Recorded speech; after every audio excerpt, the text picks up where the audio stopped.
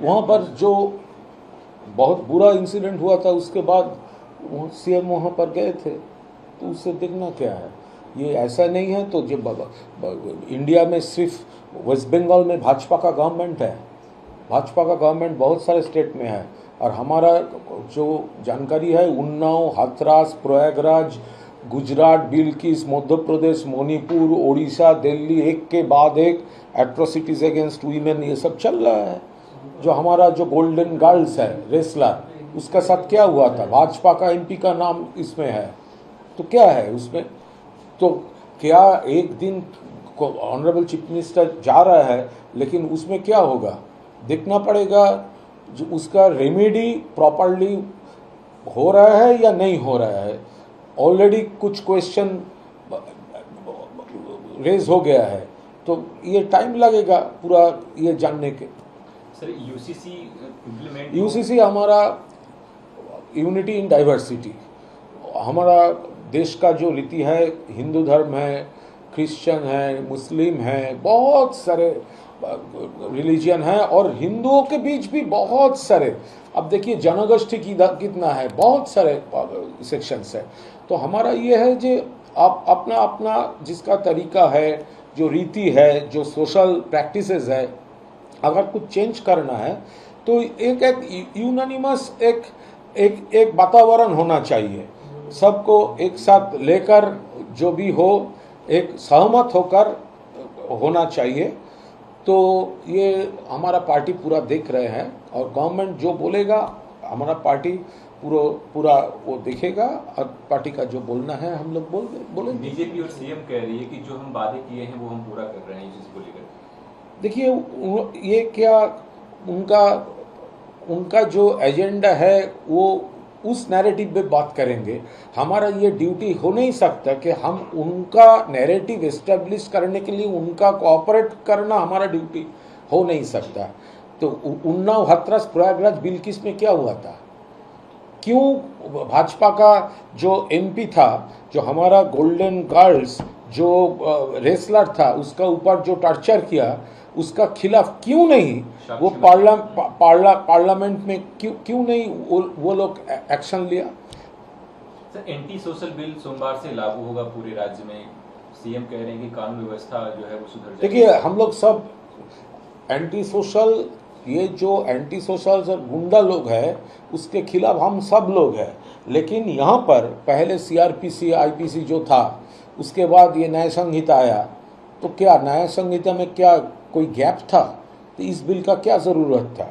और इस बिल में जो हुआ तो वो और एक डेंजरस साइड इसका ओपन हो जाता है।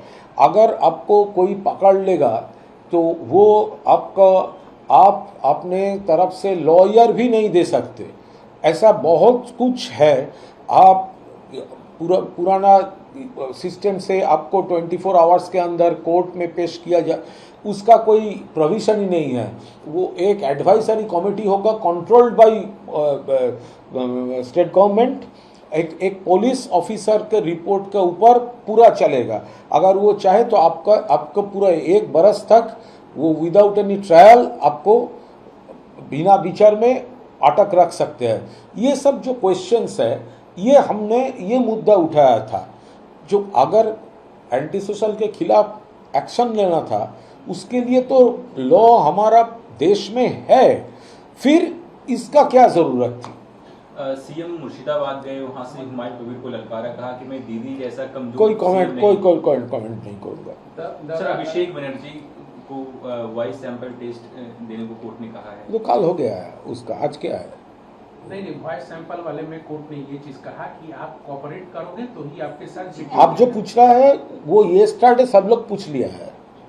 ये जो रितो बनर्जी का जो ग्रुप है उसमें कल विप्लव मित्रा को जो है स्टेट प्रेसिडेंट, उसका कोई राइट ही नहीं है, क्योंकि तृणमूल कांग्रेस ममता बनर्जी का है। जो लोग 2 महीने पहले ममता बनर्जी और अभिषेक बनर्जी को साइन लेकर पार्टी का उम्मीदवार बन गए थे, पार्टी का सिंबल ले रहे थे और पार्टी का अकाउंट से रुपया लेकर खुद का इलेक्शन लड़े थे, वो लोग आज बड़ा बड़ा बात बोल रहे हैं, पब्लिक देख रहे हैं सब।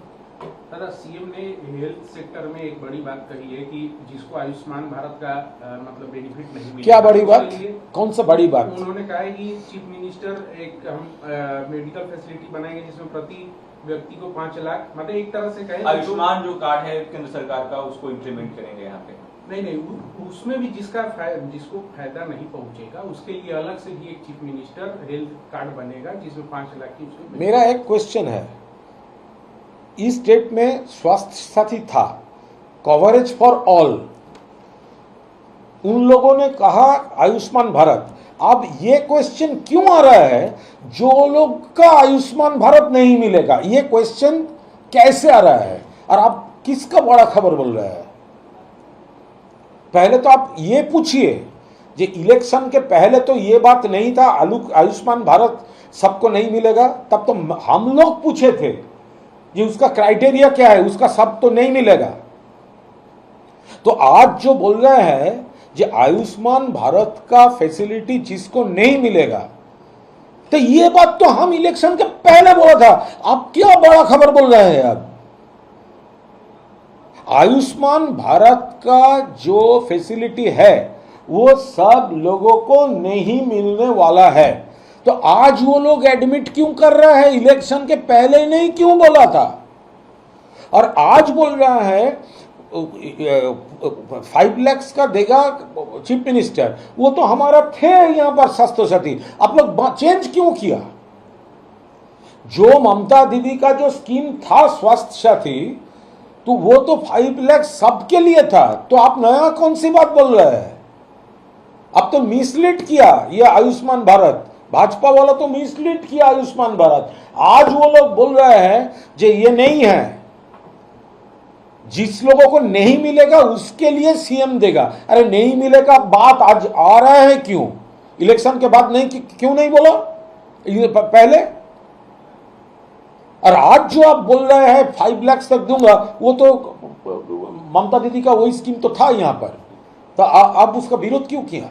देखिए, राम मंदिर तो भाजपा का एजेंडा था, वो तो अपोजिशन वालों हमारा कोई, राम जी को हम सब लोग, राम जी तो सर हम सबके हैं, सबके हैं। क्या होता है?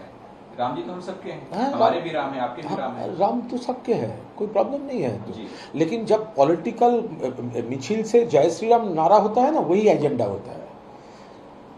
हम जब पॉलिटिकल मिছিল करते हैं, पॉलिटिकल रैली करते हैं, तब कोई ठाकुर देवता का नाम नहीं लेता है। वो रोटी कपड़ा और मकान का स्लोगन होता है। और राम जी आपका है, हमारा है, सबका है। लेकिन जब जय श्री राम पॉलिटिकल नारा बन जाता है तो ऐसा लगता है कुछ लोग पॉलिटिकली राम जी को यूज करने के कोशिश में है।